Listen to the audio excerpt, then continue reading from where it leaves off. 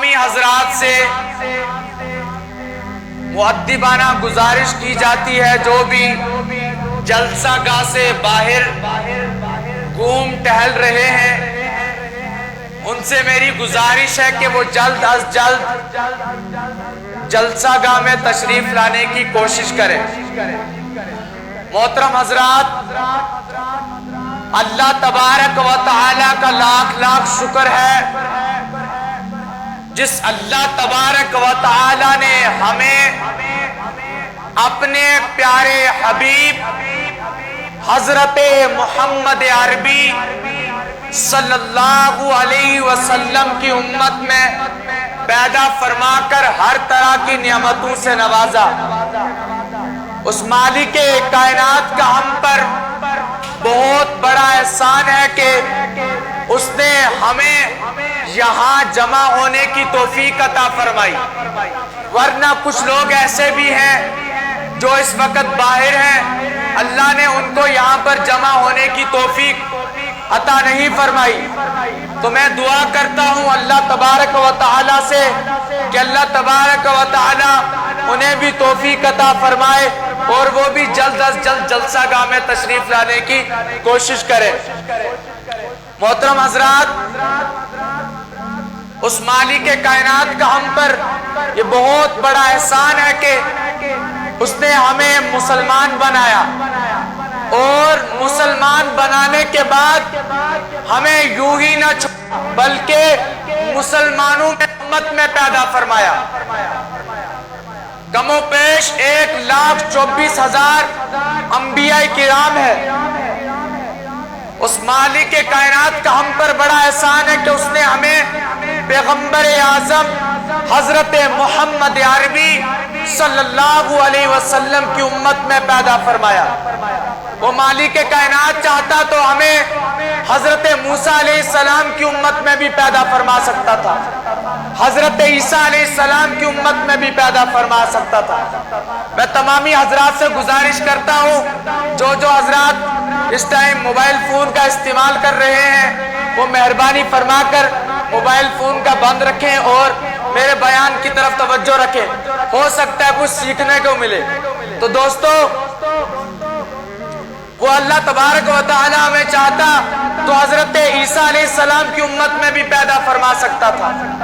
وہ مالک کائنات چاہتا تو ہمیں حضرت ہود علیہ السلام کی امت میں بھی پیدا فرما سکتا تھا، حضرت لوط علیہ السلام کی امت میں بھی پیدا فرما سکتا تھا۔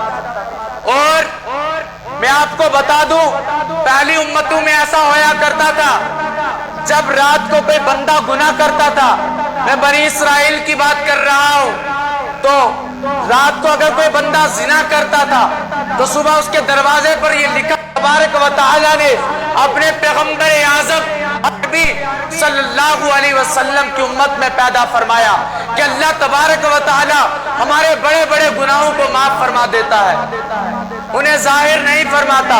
تو محترم حضرات، میں نے آپ حضرات کے سامنے قرآن کریم کی ایک آیت مبارکہ تلاوت فرمائی جس میں اللہ تبارک و تعالیٰ فرماتا ہے اِنَّا نَحْنُ نَزَّلْنَا الذِّكْرَ وَإِنَّا لَهُ لَحَافِظُونَ۔ اللہ تبارک و تعالیٰ کہتا ہے بے شک اس ذکر کو ہم نے نازل فرمایا اور ہم خود اس کے نگہبان ہیں۔ اللہ تبارک و تعالیٰ نے قرآن کو نازل فرمایا پیغمبر اعظم حضرت محمد عربی صلی اللہ علیہ وسلم پر، اور وہ خود اس کا نگہبان ہے۔ محترم حضرات، دنیا کی ساری کتابوں کو جمع کیا جائے، دنیا میں آپ کو بتا دوں دنیا میں بے شمار مذاہب ہیں، یعنی ان کا شمار نہیں کیا جا سکتا، اور ہر مذہب کے پاس اپنی اپنی کتابیں بھی موجود ہیں۔ ہر مذہب اپنے آپ کو حق اور سچ بتانے کے لیے اپنی کتابوں سے ثبوت اور دلائل دیتے ہیں۔ جو حضرات یہ باتوں میں مشغول ہیں ان سے میں گزارش کرتا ہوں بیان کی طرف متوجہ کریں۔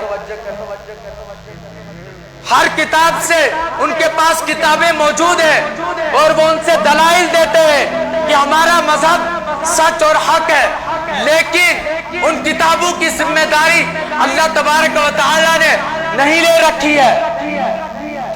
واحد وہ کتاب ہے، قرآن وہ کتاب ہے جس کی ذمہ داری خود خالق کائنات نے لے رکھی ہے۔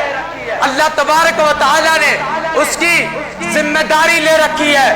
کوئی مائی کا لال اس کتاب میں، قرآن کریم میں نہ تفریق ڈال سکتا ہے، نہ بدلاؤ لا سکتا ہے، چاہے وہ کتنی بھی کوششیں کر سکے، اس کی تمام کوششیں ناکام ہو جائیں گی۔ تو دوستو، میں بتا رہا تھا کہ ہر مذہب کے پاس اپنی کتاب اور آسمانی، جن میں سے 3 کتابیں توریت، زبور اور انجیل، جو آج بھی موجود ہیں، لیکن ان میں غلط سلط کر دیا گیا ہے، ان پر ہم اعتبار نہیں کر سکتے، وہ قابل اعتبار نہیں۔ لیکن بسترے میں نیند میں گرم بسترے میں آرام فرما رہے ہوتے اور خوابوں میں 7 سمندر پار کر چکے ہوتے ہیں، اس وقت اللہ کی قسم کھا کر کہتا ہوں، میں نے خود اپنی نظروں سے، اپنی نگاہوں سے دیکھا ہے کہ اس وقت یہ قرآن حاصل کرنے والے طالب علم، علوم قرآن حاصل کرنے والے طالب علم اس گرم بسترے کو چھوڑ دیتے ہیں، اسے الوداع کہہ دیتے ہیں اور جا کر ٹھنڈے پانی سے وضو کر کے یہ قرآن یاد کرتے ہیں۔ اس لیے میرے دوستو، اگر تم میں سب سے بہتر کسی کو مانا جائے تو وہ قرآن پڑھنے اور پڑھانے والوں کو ہی کہا جائے گا۔ تو اس لیے اگر تمہاری بستی میں اگر ابھی تک کوئی اللہ کا عذاب نہیں آیا، تمہارے علاقے میں اگر کوئی اللہ کا عذاب نہیں آیا، تو سمجھ جاؤ تمہاری بستی میں کوئی قرآن پڑھنے اور پڑھانے والا ہے۔ قرآن سے ہی تمہاری بستیاں، تمہارے علاقے بچے ہوئے ہیں۔ تو محترم حضرات، آج کے دور میں لوگوں کے پاس بڑی بڑی ڈگریاں ہیں، کوئی MBBS کر بیٹھا ہے، کوئی PhD کر بیٹھا ہے، فلاں ڈگریاں کر بیٹھا ہے، لیکن اگر اسے قرآن پڑھنا نہیں آتا تو سمجھو وہ جاہل ہے، کیونکہ قرآن پڑھنا ہم پر فرض ہے۔